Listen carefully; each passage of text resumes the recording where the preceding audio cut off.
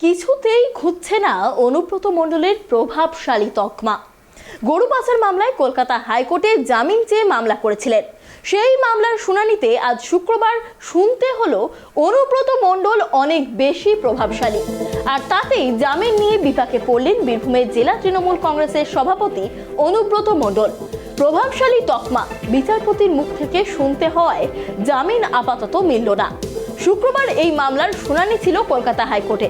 সেখানে সওয়াল জবাব চলাকালীন বিচারপতি জয়মাল্য বাগচির ডিভিশন বেঞ্চ বলেন, শুধু কয়েকজন সাক্ষী নয়, এক্ষেত্রে বিচারকও হুমকির শিকার।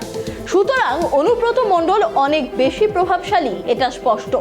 এই শুনে অনুব্রতর আইনজীবী কপিল সিব্বল বলেন, এই মামলায় অভিযুক্ত এনামুল হক জামিন পেয়েছেন সুপ্রিম কোর্ট থেকে। জামিন দেওয়া হচ্ছে সতীশ কুমারকেও, যিনি এই মামলার অন্যতম অভিযুক্ত। সওয়াল জবাবের মধ্যে জামিনের আবেদন করেও অনুব্রতর আইনজীবী কপিল সিব্বল মামলার শুনানি পিছিয়ে দিতে অনুরোধ করেন। তাই মামলার পরবর্তী শুনানি আগামী 23শে ডিসেম্বর।